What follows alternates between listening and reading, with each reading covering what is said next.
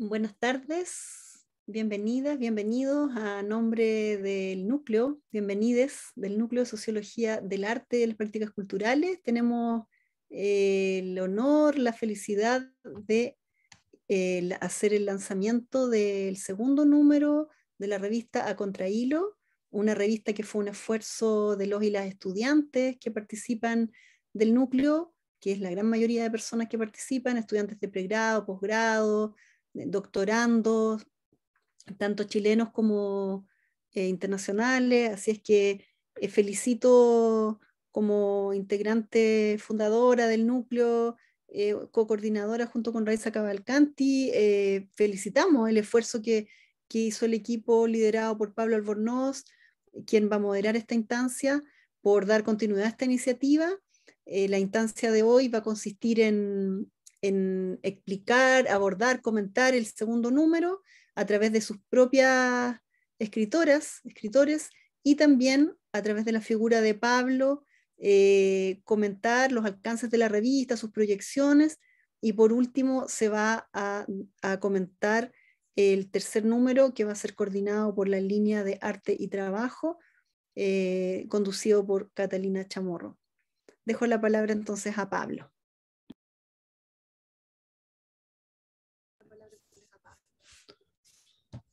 Muchas gracias, profesora.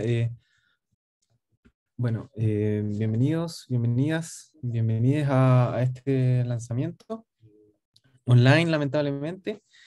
Esperamos que ello, más que afectar la audiencia, el público pueda ampliarse, gracias precisamente al formato online. La idea de hoy es un evento muy concreto, reunirnos en torno al lanzamiento de este número 2, como mencionaba la profesora Marisol. Solo mencionar que yo opero solo como representante de la revista, más que líder de la misma. Intentamos tener una lógica de trabajo simétrico en quienes conformamos el equipo actual. Así que eso, más que nada, invitarlos a que participen de la presentación. Ahora, a continuación, Cristóbal Allende, que es un nuevo integrante también de la revista, que participó en el número que estamos presentando con un artículo, nos va a presentar la revista, un poco cuál es la idea de ella, que es importante. Esta, como mencionaba la profesora Marisol, esta es una iniciativa que nació más que solo de los estudiantes, nace de la necesidad de proyectar cierto trabajo que ya se estaba haciendo, que se estaba acumulando en el núcleo, y darle un soporte, precisamente un soporte de divulgación, de difusión. Así que, ahora los dejo con Cristóbal, quien va a presentar la revista. Gracias, Cristóbal. Muchas gracias, Pablo. Cualquier cosa técnica me pueden avisar por WhatsApp también. Puede que esté con un poco de problemas con internet, pero espero que no ocurra nada. Preparé un pequeño texto para presentar nuestra revista, que se llama Contrahilo. Me toca en esta instancia realizar una presentación de la revista A Contrahilo. Comenzaré diciendo que la revista surge el año 2018, dentro de un grupo de estudiantes interesados en fortalecer el campo de sociología del arte y en difundir las investigaciones en las que se aventuraban los estudiantes de pregrado. Me gustaría aquí hacer mención a dichas personas: Vicente Ríos, Constanza Tovar, Camilo Ultreras y Pablo Morales, un eterno que nos acompaña hasta la actualidad. Me parece que la frase "a contrahilo" representa el momento en que estamos como equipo actualmente. No es un trabajo destructivo ni de descoce, es justamente tejer en una dirección opuesta, distinta a la que el hilo sostenía hasta ahora.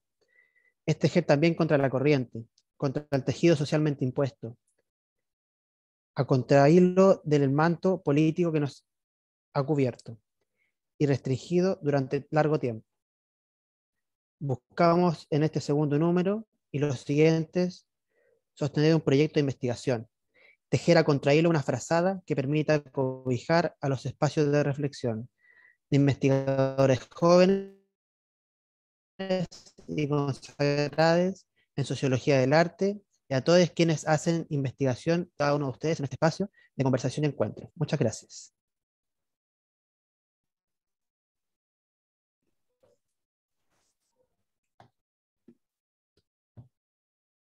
Gracias, Cristóbal.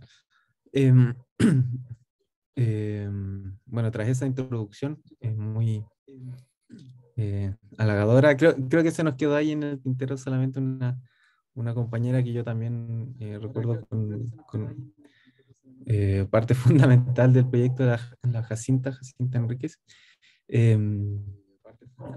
Y bueno, gracias precisamente a todos esos equipos que fueron en el pasado o actualmente integrando el núcleo, que le entregan vida más allá de la formación, más allá del diálogo que establecemos precisamente entre quienes integramos dicho núcleo, para poder, de hecho, dar cuenta socialmente de todas las iniciativas que allí se piensan, que allí se discuten y que también, por supuesto, pueden participar de la esfera pública, pueden relevar elementos que, bueno, hoy felizmente podemos decir son más y más relevantes, como son, por supuesto, las artes y la cultura, a propósito de la nueva constitución. Entonces, ahora proseguimos con la presentación de los artículos. Como había adelantado, Cristóbal, quien nos presentó el proyecto de la revista, va a participar leyéndonos, o sea, un extracto, conversándonos sobre el artículo que él escribió para la revista. Y también nos acompañará Valentina Lizama. Ya por mencionar brevemente parte de su biografía, Cristóbal Allende es sociólogo y actual estudiante del magíster del IDEA, del USACH, y Valentina Lizama es antropóloga y ella también desarrolla investigación en temas de arte y cultura. Entonces, sin mayor preámbulo, quisiera dejar con ustedes a Cristóbal para que nos presente de manera breve, pero también con los elementos fundamentales, el artículo que él escribió para participar en la revista, artículo que se titula Tensionando la individualidad, estrategias colectivas y capital social en escritoras chilenas contemporáneas. Muchas gracias, Cristóbal y Valentina. Adelante con tu presentación, Cristóbal. Gracias, Pablo.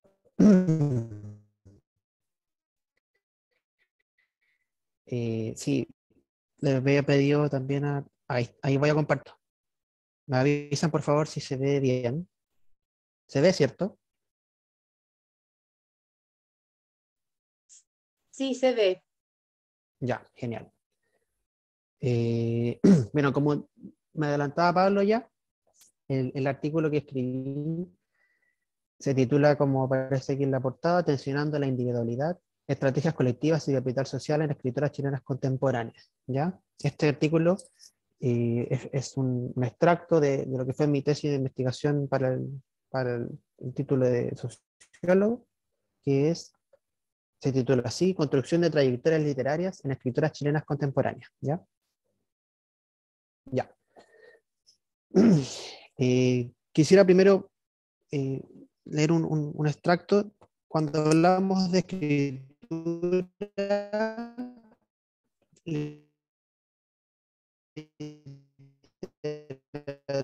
libros, desde el punto de vista de la producción, ¿cierto? Que nos aparece como primeramente en nuestra cabeza, escritorio encerrado en su pieza, frente a la máquina de escribir, serían tiempos pretéritos, o frente al computador, podríamos decir en la actualidad. En cualquier caso, la noción moderna de escritura es justamente esa imagen individual. A continuación, quiero presentar un pequeño collage que preparé, ¿cierto? Con algunos escritores contemporáneos, modernos, y que en la imagen tradicional aparece esta imagen del del escritor, escritora sentado en el escritorio, sentado efectivamente y realizando un trabajo más bien solo, ¿cierto? Al final, ¿qué elemento más individual que el de una silla? O sea, en una silla no caben dos personas. Esa es como la imagen que tenemos, que existe en torno a la literatura. Una imagen, por cierto, imagen común. Sin embargo, mi tesis parte precisamente de un cuestionamiento a las nociones comunes, a las nociones tal vez superficiales, en un contexto donde la movilización feminista llevaba ya buen tiempo, aunque antes del Mayo Feminista, cómo los medios de prensa abordaban el surgimiento de nuevas escritoras chilenas. Sin ánimos, obviamente, de desprestigiar tal vez el trabajo periodístico, que por cierto hace una gran labor, claramente el fenómeno estaba poco estudiado, era poco problematizado para esos años y había sido poco profundizado en el corto espacio que permite una página de periódico o un medio virtual. Se anunciaban nombres, temáticas, en torno a las dimensiones conflictivas, cotidianas, a contrahilo de los titulares. Claramente esto no podía ser trabajo de los medios de prensa, por lo que me pareció efectivamente en mi tesis de pregrado. Y como paréntesis, creo que también para quienes están como, tal vez para los estudiantes de pregrado o para quien sea en realidad, que quien está como en búsqueda de algún proyecto de investigación, siempre los medios de prensa dan temáticas muy interesantes y dan una visión, como decía un dicho, la prensa es finalmente el primer borrador de la historia. Entonces, acercarse a los medios también nos permite una cercanía con la realidad concreta y actual. Pero volvamos al sentido común inicial que le hablaba al comienzo, el escritor como un espacio, como un trabajo solitario. Me pregunto entonces si siempre ha sido así. Como vemos en esta cuadro de Pelayo Palagi, en esta imagen, como la voz está, ¿cierto? Bueno, esta otra imagen, de un contexto más medieval, de que las imágenes que veíamos al inicio. En este cuadro también Dante y su poema, de Domenico di Michelino. También el escritor no aparece en un escritorio, sino que aparece en el ambiente natural, de edificios, dentro de un espacio, ¿cierto?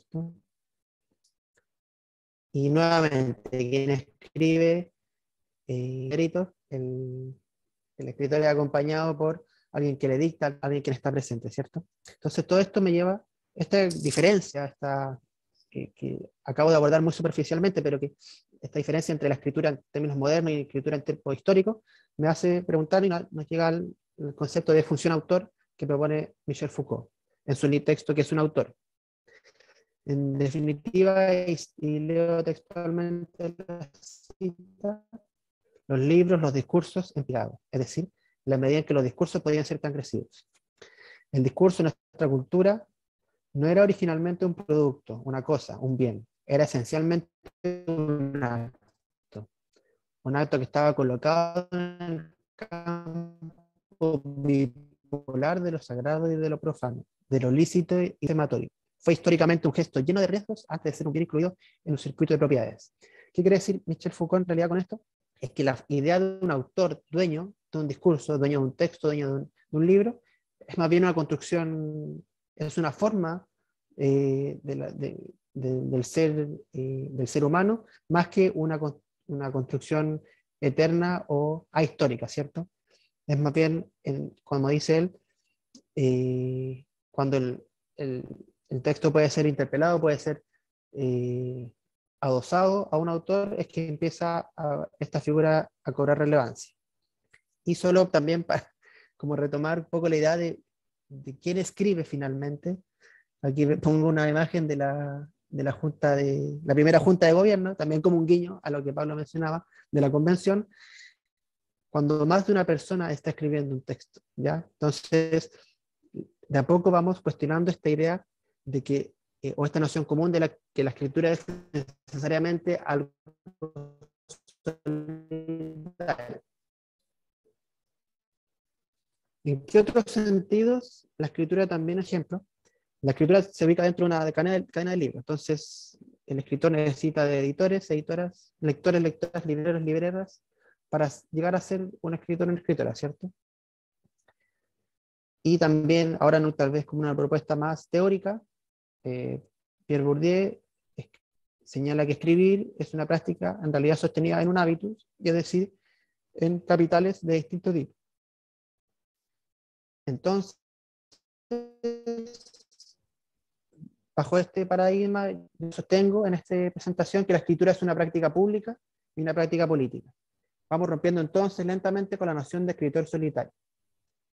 Justamente desde esta última idea, quisiera empezar mi problematización. Veo una tensión entre la escritura como práctica pública y la división público-privada, la cual se constituye como uno de los bastiones más potentes de la dominación patriarcal. Para ser un actor, no basta con encerrarse en el escritorio. Hay que asistir a la escuela para aprender a escribir, conocer a tus pares, conocer el mundo, ir a la universidad. Linda Nosley, historiadora feminista del arte estadounidense, se preguntaba ya en 1971, ¿por qué no han existido grandes mujeres artistas? Y responde, cito textualmente, la falta no está en nuestros astros, en nuestras hormonas, en nuestros ciclos menstruales, tampoco en nuestros vacuos espacios internos, sino en nuestras instituciones y nuestra educación. Educación considerada esta como todo lo que nos sucede desde el momento en que entramos a este mundo de símbolos, claves y señales significativos. Seguimos entonces desmoronando el mito de la escritura como una empresa individual. Y aunque así lo fuera, aunque la escritura dependiera solo de encerrarse en la habitación a escribir, hasta de ese espacio íntimo, la historia ha despojado a las mujeres, como bien lo señala Virginia Woolf. Y cito textualmente su texto de Un cuarto propio. Para empezar, tener una habitación propia, ya no digamos una habitación tranquila y a prueba de sonido, era algo impensable aún a principios del siglo XIX, a menos que los padres de la mujer fueran excepcionalmente ricos o muy nobles, ya que sus alfileres, que dependían de la buena voluntad de su padre, solo le alcanzaban para el vestir. Estaba privada de pequeños alicientes al alcance hasta de hombres pobres como Keats, Tennyson o Carlyle, una gira a pie, un viajecito a Francia o un alojamiento independiente, que por miserable fuera, les protegía las exigencias y tiranías de su familia. Con estos antecedentes, mi pregunta de investigación es justamente, y la que guió mi tesis, es cómo se insertan en la actualidad las escritoras en el campo literario. Para esto, yo realicé 12 entrevistas a escritoras contemporáneas, tratando de responder a esta y otras preguntas. Y quisiera destacar en esta presentación los puntos más importantes a este respecto. Primero, que existe un velo potente aún en el campo literario en general, y que es reproducido incluso por los y las escritoras, asociado también a esta idea mitológica del arte, en palabras de Ticio Escobar. Existen muchas reglas implícitas, difusas en el campo literario. Cómo contactar a una editorial, por ejemplo, cómo cobrar por el trabajo de escritura. Frente a este desconocimiento, la generación de redes se presenta a las escritoras contemporáneas como algo sumamente relevante para insertarse en el campo. Si bien esto ha estado presente en el campo del canon literario, desde redes y complicidades subterráneas, en las escritoras entrevistadas se observa como una dimensión explícita y relevada. Y aquí una cita, hay una sensación de que tenemos que remar todas para el mismo lado, y eso es muy bonito. Dentro de este entramado social de que me hablan las escritoras, una de las primeras instancias para la formación del capital social tiene que ver con talleres literarios. Y leo la cita. Es peludo. O sea, a las editoriales les llegan cientos de libros, cientos, miles. Entonces necesitan como criterio para ir filtrando, que no sabes nada de esa persona, alguien que, no sé, se ganó X premio, o estuvo en el taller de Alejandro Zambra, y Alejandro Zambra te la recomienda. Todas esas cosas finalmente importan. Entonces te tienen que conocer de alguna manera, y cada uno buscará su forma de darse a conocer.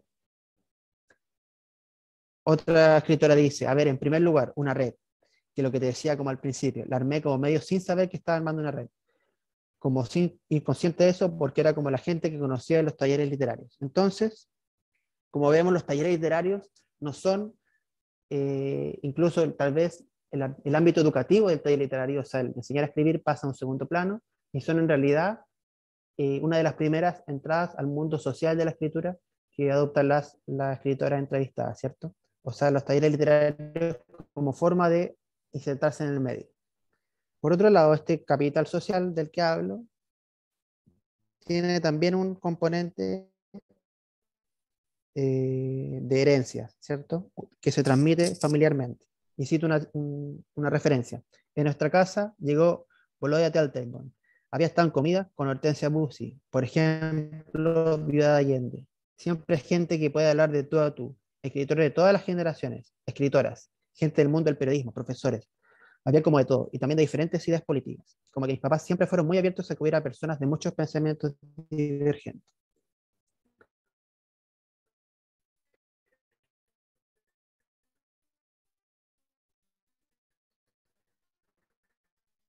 Finalmente, varias escritoras mencionan en su colectivo nace el calor de las movilizaciones feministas.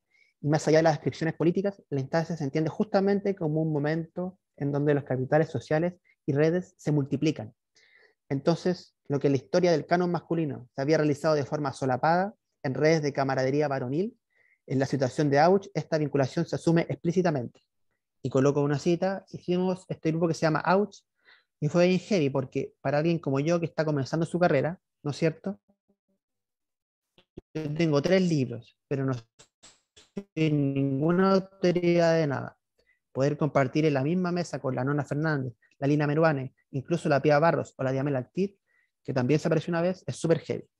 Veamos también en esta última cita cómo esta instancia colectiva de Auch rompe también con la idea de generaciones, como una idea progresista y competitiva del campo literario. Si antes el escritor consagrado se veía como un incansable, en Auch se rompe temporalmente esa jerarquía para juntar desde la sororidad a escritoras en distintas etapas de sus trayectorias. No quisiera alargar mucho las conclusiones.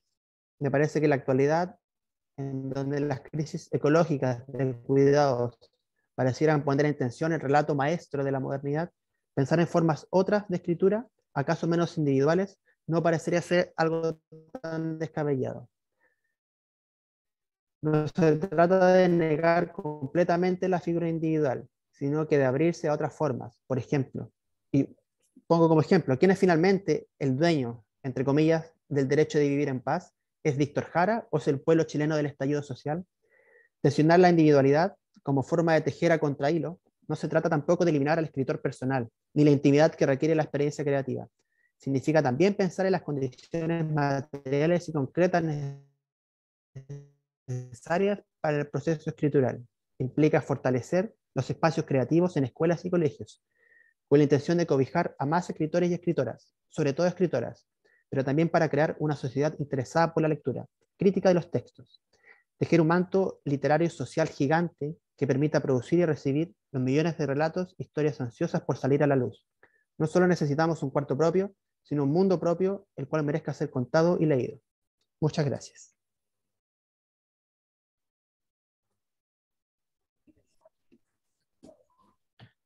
Gracias, Cristóbal, por la presentación. Em, bueno, ahora vamos a continuar con la presentación de Valentina y posterior a ambas presentaciones vamos a iniciar un diálogo más bien breve. La idea era tener un comentario, pero tristemente, y como son los tiempos actuales, nuestra comentarista tuvo un problema de salud inesperado, así que tuvo que ausentarse, excusarse. Agradecemos, por supuesto, igual eh, el interés que ella tuvo en presentarse para comentar, pero que lamentablemente fue eh, cancelado por temas de salud. Eh, entonces ahora las dejo con Valentina Lizama y el artículo y bueno, su presentación. Ustedes, por supuesto, pueden acceder al artículo más en extenso, pero aquí nos presentan de manera sintética lo fundamental en torno a su escritura. Así que a continuación va a presentar Valentina Lizama el artículo Heteroactiva Homo Suicida, lírica y materialidad sonora feminista en el rock de mujeres en Santiago. Gracias, Valentina. Buenas, soy Valentina, soy antropóloga social y este artículo se desprende de mi tesis que hice en la temática de rock underground feminista acá en Santiago de Chile, instalado en una serie de bandas en las que hice una etnografía, las acompañé a sus tocatas, estuve con ellas en los ensayos, fue un trabajo bien arduo, bien interesante y se han desprendido ya un par de artículos de este trabajo y uno vendría siendo este que se enfoca específicamente en el capítulo que habla sobre las letras de, de las canciones y cómo se conjugan con lo que yo denominé materialidad sonora. ¿Qué es esto de la materialidad sonora? Bueno, esta textura que tienen los sonidos está acompañada de un montón de recursos, como es también la vestimenta de las bandas, el ambiente, todo lo que rodea y que enriquece al sonido es lo que yo he denominado materialidad sonora. Y esto en conjunción con las letras de las canciones causa que haya un fenómeno muy interesante en donde existe un diálogo. Entonces, para abordar este diálogo, bueno, existen dos aproximaciones a las letras de las canciones que menciono en el artículo, que sería la primera como poesía escrita, como algo que pretende ser leído, y o como un acto de habla inscrito en una performance, es decir, que pretende ser escuchado. Y este segundo es lo que se acerca más a la intención de la letra de una canción, que no pretende que uno lea los lyrics en Google, sino que pretende ser escuchado y ser puesto sobre una escena. Entonces la situación ideal además para escuchar las canciones de este género en específico, que era el rock under, es decir, fuera de todo lo mediático, es en la tocata. La tocata es el espacio liminal, irrepetible, en donde la canción tiene su mejor desplante. Y esta interacción con el público está instrumentalizando la corporalidad del público por medio de la utilización de todos los sentidos. Es decir, está el público en la tocata, van a la mocha, mueven las cabezas, bailan, y este diálogo que se causa también le causa como una especie de utilización, una instrumentalización a las letras mismas de las canciones. Entonces, ¿cómo nos aproximamos a esto? Simon Fried es un sociomusicólogo que se especializa en la cultura de la música popular. A los que le interese el tema de lo que es los estudios de música popular, de rock, de pop, Simon Fried es una lectura muy interesante, se los puedo dejar acá en el chat, de hecho, para que lo busquen, Simon Fried. Y él dice de que plantea dos estrategias analíticas para aproximarse al tema de las canciones, de las letras de las canciones. ¿Qué dicen las canciones? ¿Cómo lo dicen y por qué lo dicen?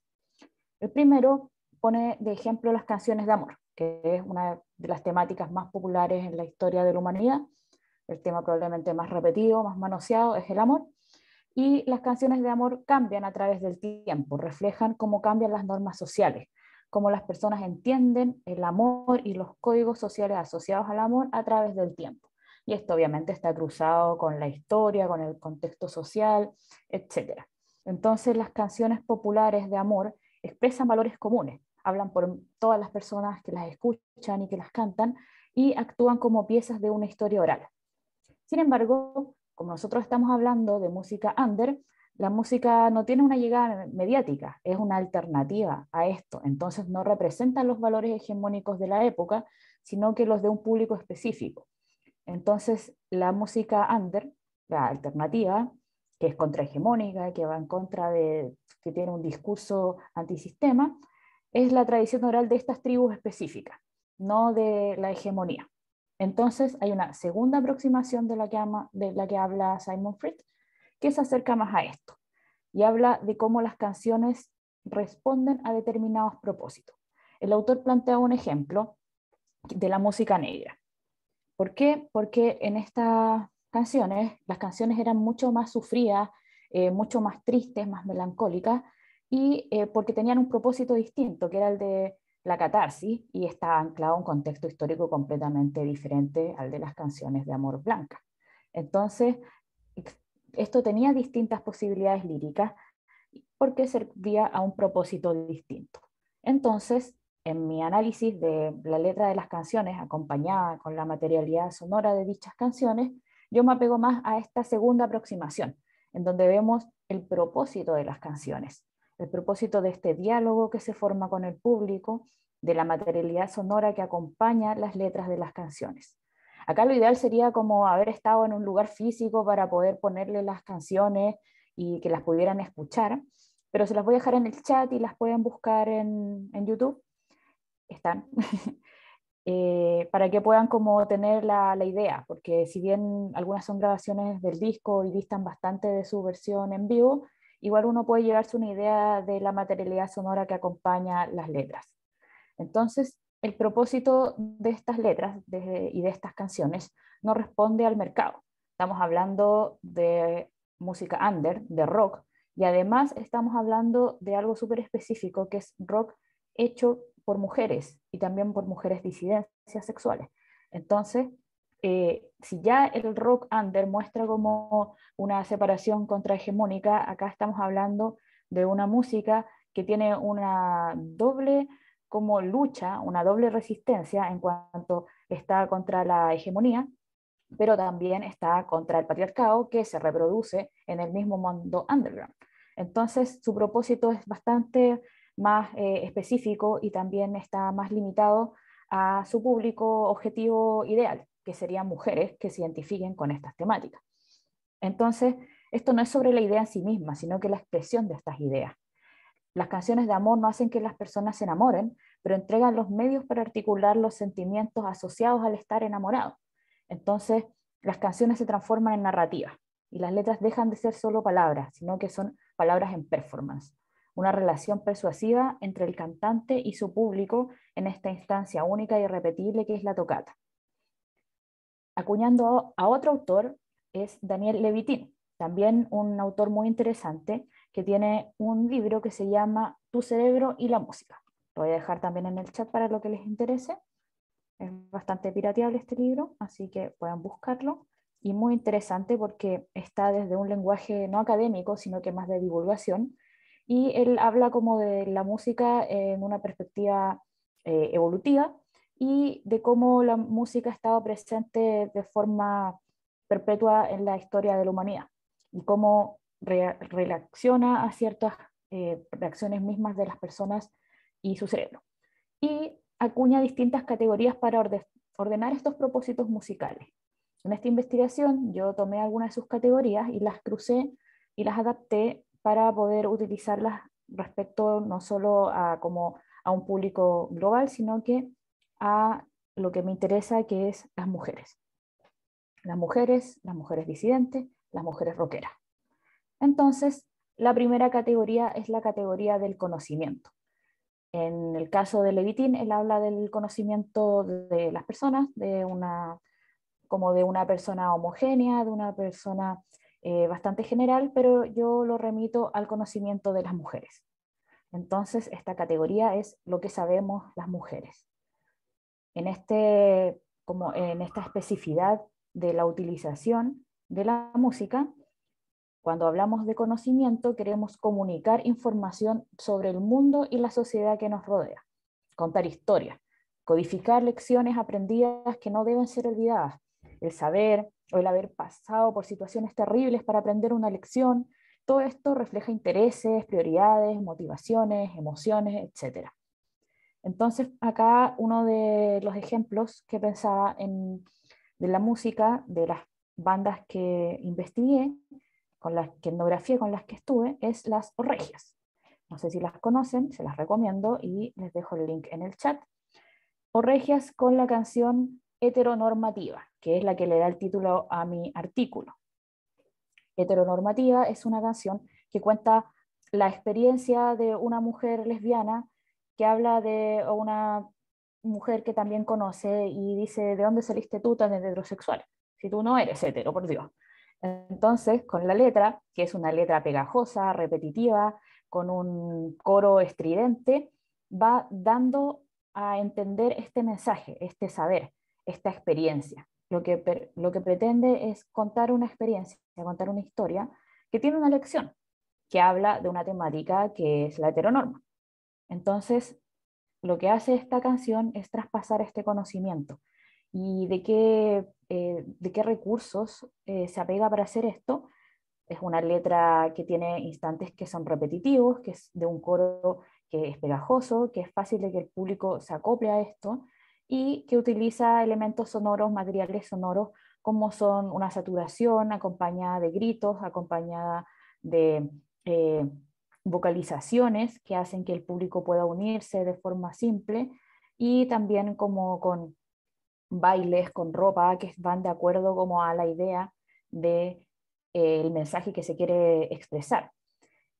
Como les comentaba, lo ideal de esto no es escuchar la canción en YouTube, sino que es estar en una tocata. Eh, por lo menos ahora ya se está un poco restableciendo lo que son el ir a las tocatas, que es una de las cosas que nos quitó la pandemia, porque, bueno, no hay nada como estar ahí, porque es esa la situación ideal para esta experiencia.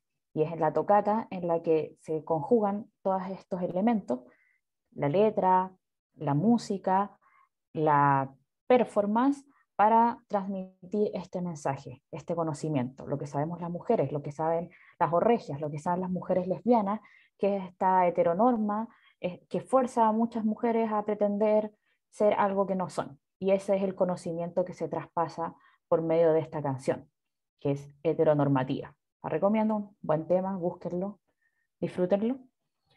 Y después nos movemos a otra categoría de confort, que yo le puse el desquite acompañado. El confort es tal cual suena, son letras tristes, desgarradoras, que hablan de experiencias dolorosas. Este es un tropo también que ha cruzado la historia de la música desde toda la vida. Las canciones cebolla que escuchan las mamás y las abuelas, las canciones de punkis tristes que escuchamos nosotros, quizás todos estos temas brindan esta idea de catarsis. Hablan de experiencias terribles para hacerles sentido por medio de esta sensación de acompañamiento, el entendimiento del sufrimiento.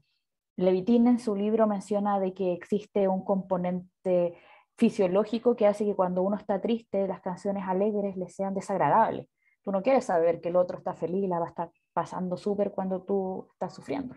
Entonces, estas canciones terribles te brindan esa sensación de acompañamiento. Entonces, pues esto, esta catarsis, este desquite, pero también esta compañía. ¿Y de qué sufrimientos hablarán las mujeres? ¿De qué sufrimiento hablaremos las mujeres, las músicas? Acá hay muchas temáticas que se cruzan también con lo que yo les hablaba de esta doble situación de contrahegemonía, en donde estás resistiendo el doble, y que cruza las letras y la musicalidad también.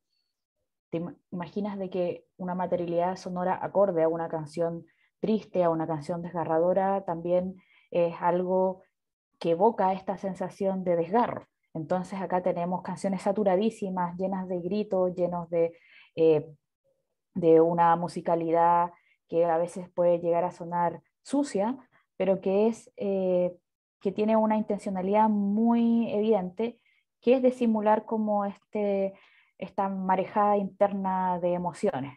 Acá el ejemplo que yo les doy es de Diablo Strain, una banda también de mujeres under, como todas las de acá, que tiene mucho de esta catarsis.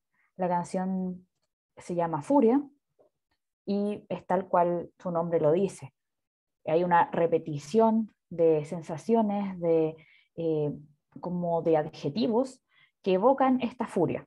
Entonces la canción se convierte en un embrujo, en un hechizo, en donde estas mujeres no especifican la furia, no especifican el tamaño ni el objeto de su dolor, pero sí te dan los adjetivos, los calificativos para poder sentirlo, para poder expresarlo, para poder vivirlo en el escenario y en conjunto con el público.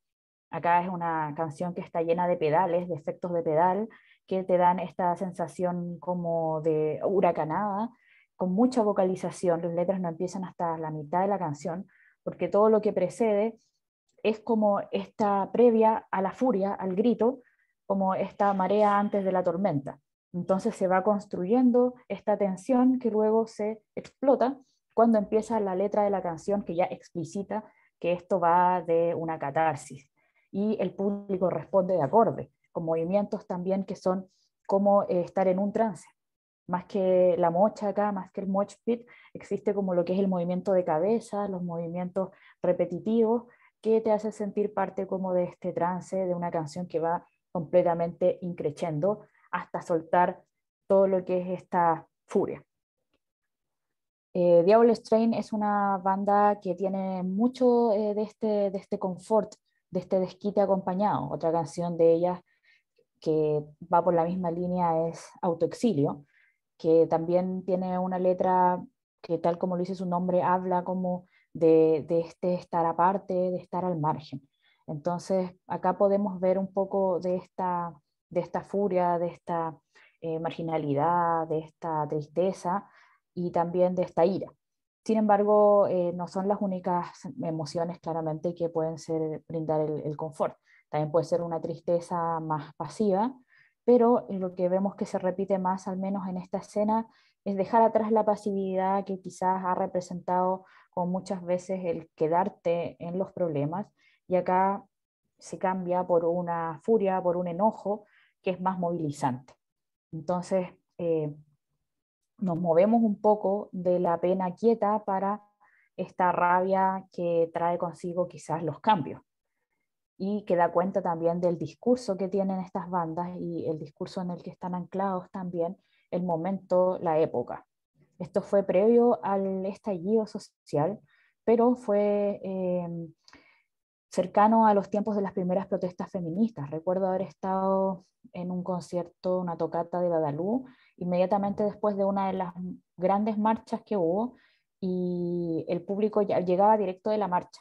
Entonces, al final, la tocata, la música, se hacía parte de este contexto y de esta sensación y de esta compañía, de este momento social, porque al final eso es la música. La música es una actividad enormemente social y que ha demostrado por medio de cómo se comparten estos sentires, especialmente en lo que es el confort. Y la última categoría es la de la amistad, la unidad y, como no, la sororidad. Levitin habla de la amistad, habla de la música con su función social de la que yo les comentaba, y pone de ejemplo, por ejemplo, música que usaban tribus, que usaban grupos de personas de la prehistoria o también precolombinos, como cantos de guerra. Después esos cantos de guerra se usaron, empezaron a hacer las canciones antibélicas, que si bien tenía una idea opuesta, la función era la misma, era crear cohesión. Las canciones de amistad están marcadas por la cohesión y por la socialización, evocar la sensación de grupo. Se usan recursos, por ejemplo, como el hablar en primera persona o en plural, referirse a un grupo de personas para unirlas bajo una misma causa o una misma intención. Es una instancia de vinculación social. Y acá la idea también en la tocata es la misma. Acá también les tengo de Vaso de Leche, una banda también de la escena, que ellos tienen la canción La Batalla. La Batalla es una canción que habla sobre una experiencia, pero es una experiencia social, es una experiencia de mujeres. El coro, que es repetitivo, también para que se una a este canto en donde todos cantan a la par, dice: cuando yo era libre no iba al colegio. Y esto se repite y se repite y se repite. Y en medio va contando la historia como de la vida de una niña en el campo con su abuela y su mamá, y habla de este vínculo de mujeres, de este vínculo de mujeres en una situación específica, en un contexto específico, y que invita al público a unirse, como a ser parte de este vínculo mediante la repetición de la música, mediante esta melodía, y también es una canción que va increciendo para detonar en este coro que también que invita a la vinculación, que invita al cantar con la banda, que invita a cantar con la persona al lado y que invita a sentirte como se siente ella, que invita a esta sensación de cohesión, a decir: sí, cuando yo era libre no iba al colegio, y tener esta sensación, esta única sensación. Acá la categorización de esta canción no solo se rige por la letra, porque como les comentaba, tenemos que entender que las letras de las canciones no están hechas para ser leídas como un poema. Las letras de las canciones están hechas para ser experienciadas, para ser escuchadas, para estar inscritas en esta performatividad. Y la performatividad refuerza la vinculación de la letra con la categoría. Es la utilización que le da al público, a la música, a la canción, con su conjugación tanto material, sonora como de letra, se le llama affordance. Lo voy a escribir acá en el chat para que conozcan el término affordance, que es que la affordance de una canción puede ser para bailar, para llorar, para sufrir, indica cómo se usa la música. Y esto se cruza con los referentes extramusicales, que conjugan también la materialidad sonora, como son la ropa, la iluminación, el lugar incluso en donde se está realizando la tocata es distinta a una tocata en un parque como lo es en el bar de René o en un sucucho quizás más miserable incluso. Y esto le da más fuerza a lo que se dice y a cómo se dice, y además entrega esta vinculación con el público en donde el público no es pasivo en ningún momento, sino que es activo. El público se relaciona con la música, la toma, se apropia de ella, la resignifica y se la devuelve a la banda que está adelante. Entonces se hace como este coqueteo banda-público que genera además aún una complicidad aún mayor cuando está en esta clave de una situación en donde yo soy mujer, tú eres mujer, yo soy disidencia, tú eres disidencia, tú entiendes de lo que yo estoy hablando. Entonces, las letras instalan tópicos que instauran temáticas que circulan después en la escena. Las mujeres, ya no basta con solo ser mujer en la escena, básicamente. No basta solo compararte y cantar de lo mismo que cantan los hombres, sino que por medio de estas categorías se empiezan a instalar tópicos que empiezan a circular, como son la rebeldía, la contrahegemonía, pero desde una voz particular, que es la voz de las mujeres. La voz de las mujeres en una escena que ha estado masculinizada, una escena que ha sido apropiada de forma injusta por los hombres. Yo recuerdo haber estado haciendo esta investigación y para ello tenía que ir a tocatas, porque es la gracia de una etnografía al estar ahí. Y buscaba yo en las carteleras tocatas donde hubieran bandas de mujeres, o al menos con una corista. Y en un momento era bastante difícil encontrarlo, hasta que el bar de René realizó unas tocatas en octubre del 2017, habrá sido esto, en donde dijeron ya tocatas de bandas de mujeres. Pero se tuvo que crear una instancia específica, porque en la cartelera mixta no era tan mixta, eran bandas de hombres, eran bandas que ni siquiera a veces tenían coristas. Entonces, es claro de que el discurso de las bandas femeninas es un discurso marcado por el género, es un discurso de género, es un discurso feminista, al menos en esta muestra que es la que yo he investigado de estas bandas, y este discurso está expresado por medio de una de las herramientas que son la letra y la materialidad sonora, y esto se complementa con el baile caótico, con los gritos, con la saturación del sonido, con los coros con ideas repetitivas, fáciles de memorizar, con los efectos de pedal, etc. Todo esto le va dando, como yo les comentaba al principio, esta textura que brinda la materialidad sonora que enriquece las letras de las canciones. Así que, bueno, con eso concluye como a grandes rasgos lo que sería el artículo que publiqué. Están todos invitados a leerlo. Son como 20 páginas, pero la mayoría viene con las letras de las canciones, entonces no se hace tan terrible leer. Les voy a dejar acá en el chat las recomendaciones de las canciones que les invito a buscar para que puedan acompañar la lectura con el sonido. Y también los invito a que si ven alguna de estas bandas en cartelera, se animen a ir a escucharlas, porque como les digo, la experiencia de la tocata tiene que ser en vivo, irrepetible y única. Eso sería. Muchas gracias.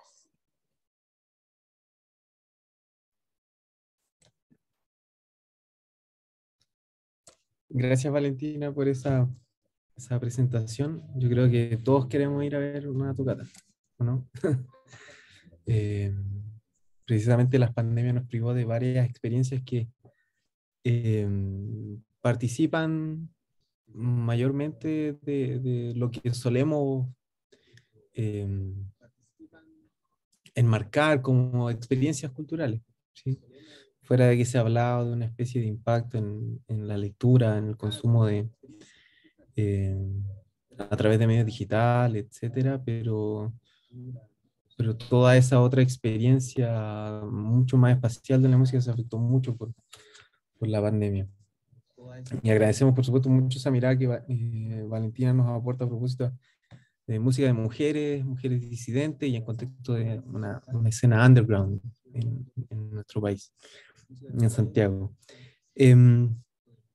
Ahora quisiera pasar a una especie de pequeño diálogo que pudiéramos cruzar entre los artículos a propósito de que, como mencionábamos al inicio, lamentablemente la comentarista de nuestra presentación de la revista tuvo un problema de salud, así que no pudo traer su presentación, una discusión muy interesante a propósito de estas presentaciones de Cristóbal y de Valentina.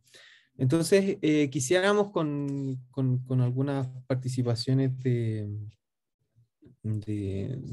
otras personas que están actualmente en la presentación en Zoom, porque en Facebook no hemos tenido mucha interacción. Y quisiera plantearle dos temas que creo que son interesantes como para partir, porque y que van en la línea de que la revista busca no solo ser un otro espacio para, por ejemplo, reproducir algún nivel de ya consolidación que pudiera tener un investigador o una investigadora, sino que también es un espacio para que se promueva la investigación a nivel del pregrado, a nivel de las y los estudiantes que pudieran estar interesados en estos temas y que no encuentran un espacio, un soporte en el cual hacerlo. Entonces, como desde esa mirada, quisiera plantearle a Cristóbal primero, ¿cómo ves los estudios en sociología sobre el campo literario en Chile? ¿Hay espacio? ¿Cuál fue ese material con el que tú te encontraste de haberlo, digamos, desde la sociología? La sociología que se hace aquí, por supuesto, en Chile.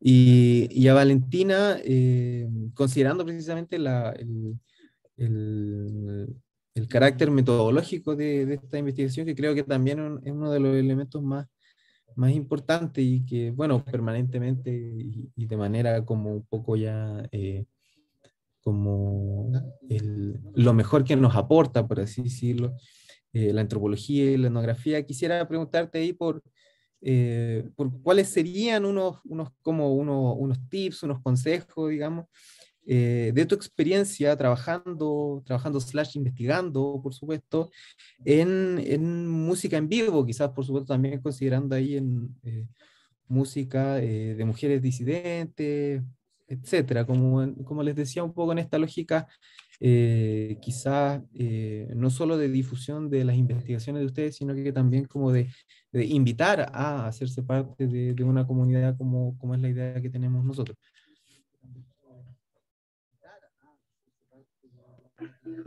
¿Voy yo primero? Ya. Sí. Bueno, agradezco a Pablo por la pregunta y agradezco también a Valentina por su presentación. Muy interesante la investigación.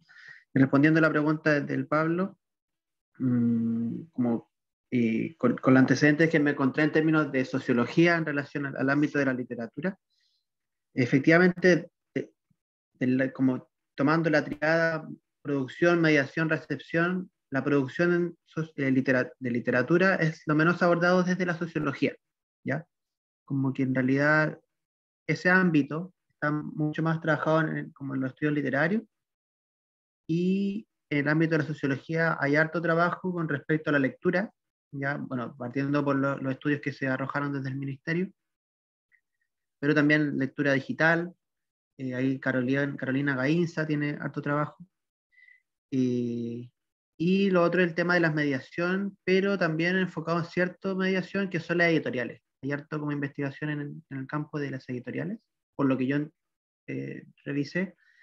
Y sin embargo, hay ciertos espacios que no han sido tan abordados. Y yo al menos diagnostico dos, que de hecho los presento como propuestas de investigación, que son el ámbito de las bibliotecas, por un lado, de tal vez una mirada como más sociológica, obviamente, y también como vinculando la realidad como de territorio, bueno, la biblioteca en general, y también otras experiencias como colectivas en torno a la literatura, como pueden ser los clubes de lectura y los talleres literarios. Siento que son dos instancias interesantes de producción y conversación literaria que no han sido trabajados, por ejemplo, sociológicamente, y que, por ejemplo, pueden dar un aporte para la discusión del fomento lector en la escuela. Siento que también es un punto importante a trabajar desde la sociología de la literatura. Y finalmente yo creo que hay otra línea en sociología del arte que es la sociología de la obra, que también, sin manejar mucho con respecto al tema, creo que también puede ser un aporte para el análisis de obra literaria, pero no tal vez desde el ámbito interno, como puede ser un estudio literario, sino que también como desde la postura como de la sociedad, pero enfocado en la obra misma. Esos aspectos yo creo que son importantes en el ámbito de sociología de la literatura. Súper. Gracias, Cristóbal. ¿Valentina? Gracias, Cristóbal. Ahí nuestras presentaciones tenían algunas cosas en común, así que qué interesante el diálogo. Y tips, consejos, experiencias trabajando, investigando música en vivo, en general etnografía. Yo creo que es importante para los jóvenes investigadores la paciencia, como algo muy básico, porque etnografiar requiere de involucrarse de una forma orgánica y no forzada. Creo que es muy importante que este coqueteo que se da entre el ser un espectador y el ser parte de la escena, y tener cuidado con estos límites, porque el etnógrafo siempre es un agente externo, por más que uno tenga afinidades. Onda, a mí me encanta el rock, a mí me encanta la música, me encanta el under, me encanta el feminismo, pero no soy Las Orregias, no soy Diablo Strain, no soy Vaso de Leche.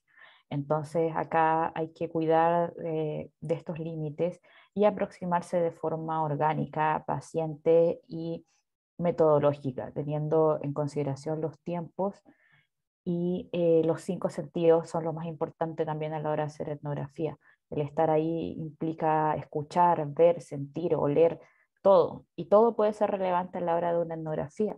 Yo cuando hice el primer contacto ya llevaba mucho rato yendo a las tocatas, y en un momento voy al baño del bar de René y me encuentro con una de las personas de una de las bandas y le digo, oye, ¿sabes que estoy haciendo una tesis? Hola, me llamo Valentina, y me presento. Y así empecé como a entrar ya en la escena y a contactarme con ellas para que me permitieran ir a sus ensayos, tocamos incluso en un momento juntas, pero no, es de a poco, es orgánico, y esta vinculación también tiene que tener límites y uno tiene que estar consciente de estos límites. Mi etnografía favorita de toda la vida no es de música, es de boxeo, es entre las cuerdas. Y esta etnografía termina con el etnógrafo fascinado con este mundo del boxeo, diciendo, no, en verdad voy a dejar la etnografía y la antropología y voy a dedicarme a boxear. Y llega el entrenador y le dice, ¿qué hacías tú acá? Si ya se terminó la etnografía, porque él tenía como que, tenía un último encuentro de boxeo que pierde, pero él dice, no, en verdad voy a seguir entrenando y no sé qué, y vuelve al otro día y el entrenador llega y le dice, ¿qué hacía acá? Ándate, se terminó esto. Entonces, te recuerda a ti, etnógrafo, cuál es tu lugar, y al final es el de un investigador, no el de uno más, por más de que tenga este juego de repente que uno se confunde. Así que yo creo que esos serían los consejos. Registrar todo, escribir, es un gran ejercicio para el etnógrafo, la escritura y la lectura.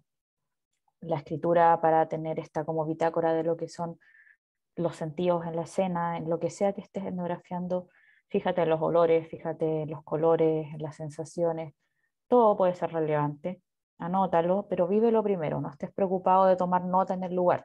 Primero es la experiencia, después el registro. Y lee mucho y escribe. Así que esos serían los consejos. Bueno, igual cualquier cosa, si alguien está viendo, algún estudiante que quiere hacer etnografía, yo feliz puedo ayudar en lo que sea, así que les voy a dejar mi mail en el chat, que es valentina.antropóloga@gmail.com, un mail muy simple y muy obvio. Así que, bueno, esos son los tips que se me ocurren. Súper, muchas gracias, Valentina. Me quedé ahí, está intentando notar algunos de estos tips. Bueno, y para finalizar este breve improvisado diálogo entre estos trabajos que integran el número 2 ya, de la revista A Contrahilo, entre artes y feminismo.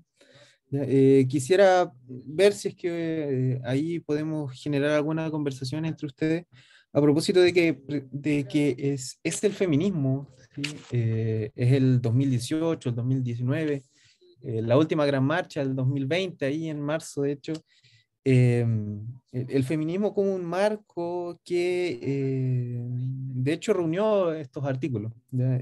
Como tematizándolos como como el zeitgeist de la época, digamos, como ese momento histórico en el cual asciende a una visibilidad en particular, siempre ha estado, por supuesto, pero gana una visibilidad y una masividad como no habíamos visto antes. En eso, por supuesto, lo que nosotros buscamos acá es hacer dialogar el feminismo y las artes, y las prácticas artísticas, las prácticas culturales.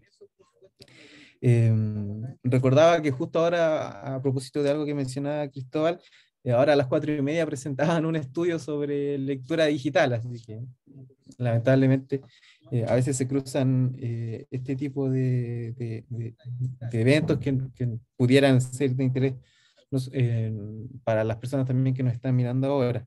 Y eso es como el dato rosa. Y otra cosa sí me acordaba, y muy a propósito del feminismo, es también un diálogo que se gestó en la revista Palabra Pública de la Universidad de Chile, convocado por la crítica literaria Lorena Amaro, y que fue un diálogo muy interesante, se siguió desde muchos lados,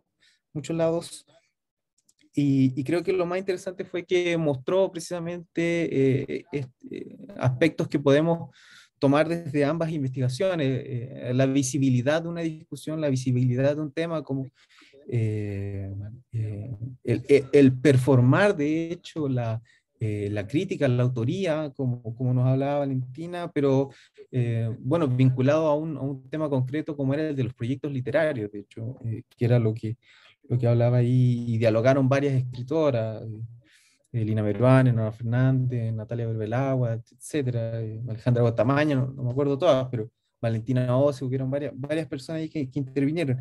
Y en el fondo, ver si ustedes pueden reflexionar ahí en torno a precisamente un impacto del feminismo en lo que estamos viviendo hoy y en lo que ustedes observan en concreto.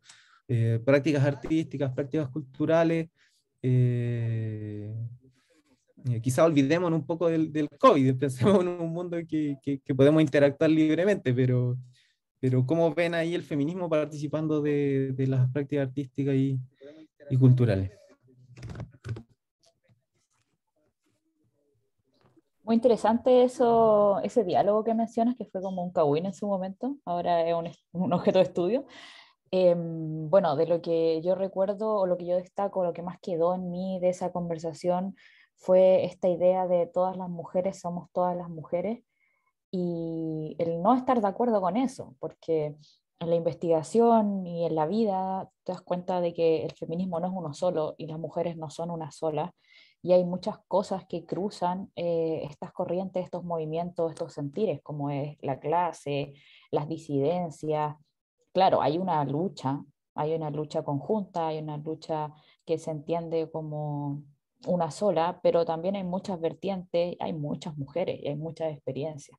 Entonces, de la misma forma, el arte, la música, la escritura se nutre de estas experiencias. Y es cierto de que desde el Mayo Feminista hubo un pic mediático de lo que es el feminismo y lo que es la lucha, que siempre ha existido, que siempre ha habido mujeres haciendo esfuerzos históricos por poner esta lucha en parte de la conversación. Pero claro, lo que pasa cuando las cosas se toman parte de los medios de comunicación es que si bien hay cosas muy positivas como el tener estas discusiones, también existe lo que siempre pasa cuando el capitalismo fagocita todo, que es esta apropiación blanda de los discursos vacíos de política. Y es lo que sucede también como el lado oscuro un poco en la música. Onda, yo no sé qué puedo rescatar de que Bad Bunny tenga un supuesto discurso de género actual, si bien quizás tiene algo positivo de propagación en generaciones que quizás no tendrían acceso a estas ideas de otra forma. Existe también un aprovechamiento del capitalismo para vender y para venderle a ciertos públicos. Entonces, cuando se produce este vacío político, es también cuestionable. Entonces, tampoco creo que sea muy aplaudible el utilizar el discurso de género o el movimiento feminista para pedir de que no te critiquen la obra, o que no exista una crítica quizás un poco más dura, que debiese existir. Lo importante es que tiene que existir el espacio para que las mujeres publiquen, para que las mujeres publiquen libros pésimos y para que las mujeres publiquen libros excelentes y para que toda esta gama de experiencias y sabores esté. Pero luego vendrá la crítica y la crítica también tendrá que estar consciente del sesgo de género y del sesgo de clase y del sesgo de raza a la hora de hacer crítica. Pero creo que es importante no perder el foco y no avalar estos vacíos políticos que suceden cuando el capitalismo hace lo suyo. Así que, bueno, eso es como mi opinión al respecto. Y yo quería agregar algo muy breve. Bueno, yo, claro, eh, vi la discusión que se armó en la revista Palabra Pública, aunque siendo honesto, claro, no leí todas las intervenciones, entonces no quisiera referirme tanto a eso, pero sí a esta idea como de la visibilidad, como esa contraposición entre la visibilidad y como lo únicamente artístico, lo propiamente artístico, que era como parte de la discusión que se planteó en esa cadena. Entonces creo que efectivamente, como decía Valentina, y como yo creo que ya es un hecho, como el feminismo ha traído como mayor visibilidad a la producción artística de mujeres, por ejemplo, pero aún así no deja de haber aún una, y lo digo viendo solamente de mi estudio, aún una construcción patriarcal en cuestiones muy como subterráneas, muy solapadas del trabajo literario, que va más allá de cuántas novelas se publican o cuántos títulos aparecen en las revistas, como que en el trabajo cotidiano de la escritura existe todavía como mandatos patriarcales que limitan, que desfavorecen el trabajo literario femenino, que tiene que ver, por ejemplo, con la disposición, ¿cierto? Como la valentía, el atreverse a publicar, como muchas escritoras me hablaban como de que los hombres en realidad se nos enseña a alzar la voz y a publicar con mucho menos miedo, con mucho menos resquemor a la crítica, por ejemplo, que que se lo enseña a las mujeres todavía. Y eso es más allá de si se publican o no mujeres o si se entrega premios o no a mujeres. Por otro lado, hice también un análisis de los fondos del libro, particularmente de la línea de creación, y en los últimos años ha existido todavía un sesgo completamente masculino. O sea, más de los 200 fondos que se entregan anualmente para la creación de novelas, de literatura, la mayoría se entrega a hombres, ¿ya? Entonces, aún hay muchas cosas que van más allá de la visibilidad que yo creo que sin dejar de ser relevante, yo creo que también llaman a no perderse, o como a no dejarse como... Y más de la mano que le decía Valentina, como no dejar que el espectáculo al final termine por dormir y decir como ya está todo ganado, hay mucho por cambiar todavía. Y solo para terminar, en una otra instancia conversábamos que en realidad muchos de estos momentos como revolucionarios van acompañados por una primera como un gran opuesto. O sea, si siempre se han publicado hombres, ahora publicado mujeres y ya eso es lo primero. Así como da lo mismo la crítica, da lo mismo, como decía la Valentina, se publican obras buenas, malas, pero hay que estar. Lo mismo que la culpa ya no es mía, la culpa es tuya, como la performance de las tesis, como ese opuesto es necesario para empezar un momento como de conflicto y lo estoy viendo en el término como muy como marxista de la idea, pero como de denotar esa conflictividad esa conflictividad es parte de la transformación. Eso. Gracias. Súper. Gracias, Cristóbal y Valentina, por sus reflexiones. Bueno, vamos a ir cerrando. Quisiera yo darle la palabra ahora en una especie de aviso, estén atentos. Quisiera darle la palabra a Catalina Chamorro. Catalina es antropóloga y doctora en sociología. Ella nos va a conversar sobre el próximo número de A Contrahilo que va a iniciar su convocatoria.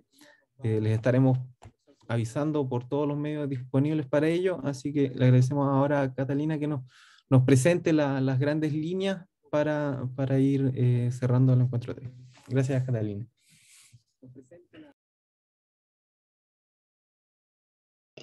Estaba sin audio. Gracias, Pablo. Bueno, gracias a todos y todas. Creo que está súper interesante la propuesta de esta revista, ¿no? O sea, de este número, ¿no? Está súper interesante el número. Así que nada, agradecer que el aporte, el tremendo aporte que significa este número, ¿no?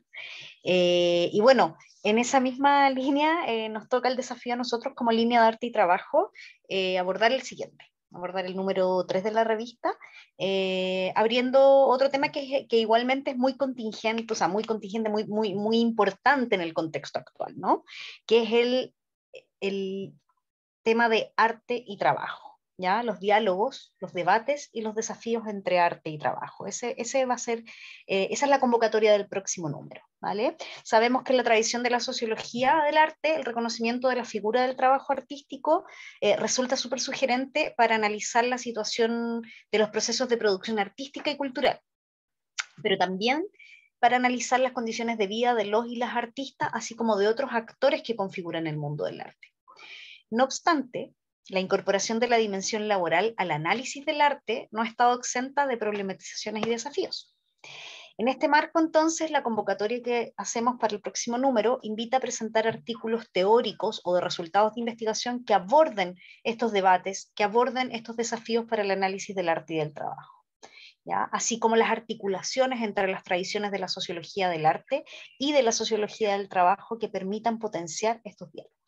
Esa es la invitación. Así que la invitación está dirigida tanto a investigadoras e investigadores jóvenes como a investigadores consolidados, y ya les vamos a contar un poco de las fechas y todo eso, pero bueno, nos toca entonces a nosotros con la línea abordar este desafío del próximo número, y ojalá que sea una invitación sugerente también para ustedes y para que la puedan difundir y podamos tener un bonito tercer número también.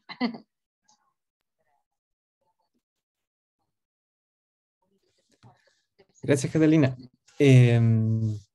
Bueno, entonces quedan ahí, los dejamos pendientes porque la convocatoria, por supuesto, va a tener una formulación de manera más formal, por supuesto, una convocatoria, un afiche y un PDF, por supuesto, con los lineamientos de las publicaciones que se reciben. Para finalizar, solo hablarles un poco más del número 2 de A Contrahilo, que nosotros titulábamos Entre Arte y Feminismo. Ya, este número 2 es el inicio de un nuevo equipo de trabajo en torno a la revista, en el cual estarán Cristóbal Allende, Isidoro Carvajal, Sebastián Buceta, Raiza Cavalcanti, Yamín Fabris y yo mismo también allí, en representación siempre del núcleo en general, del núcleo de Sociología del Arte y las Prácticas Culturales, alojado en la Facultad de Ciencias Sociales de la Universidad de Chile.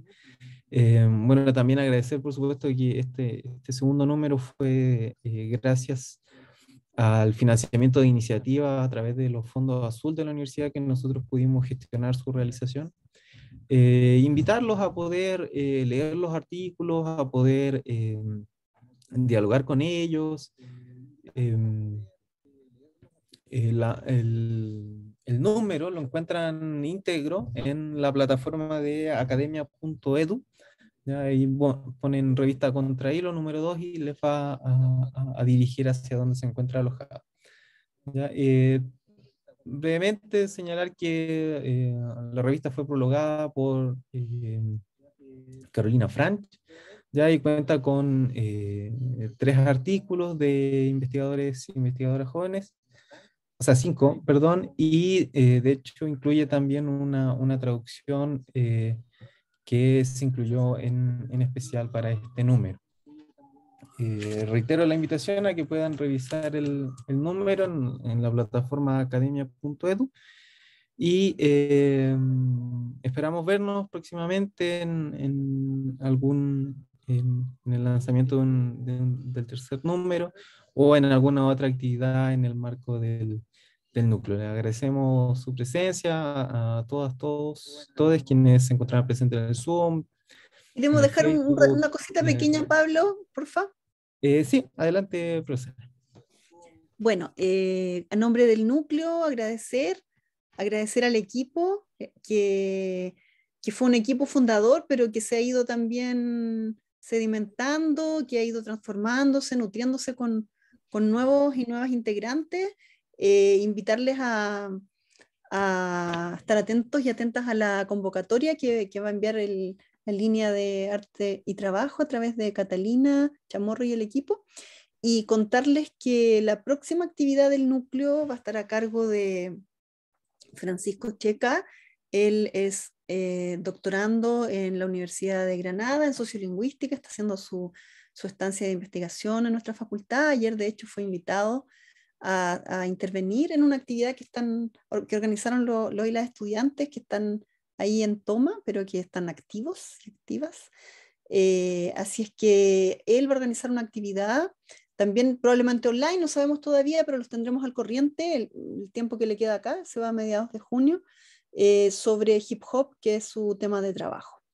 Y también él va a tener a su cargo la coordinación, esperamos, del cuarto número de la revista, así que quienes trabajen sobre hip hop también vayan pensando en preparar una colaboración para el siguiente número. No sé, Ray, si quieres decir, está por ahí la Raiza y quiere decir algo antes de cerrar o abrir palabra. No, yo también agradecer a todos que estuvieron presentes y asistiendo a través de la transmisión en Facebook. Y agradecer a Pablo por la moderación, estuvo increíble, y a Cristóbal, Valentina por las presentaciones, estuvieron muy buenas también. Y a Catalina Chamorro por anunciar la convocatoria número 3 de la revista. Espero que todos participen, envíen sus textos. Y eso, y cerramos por hoy la...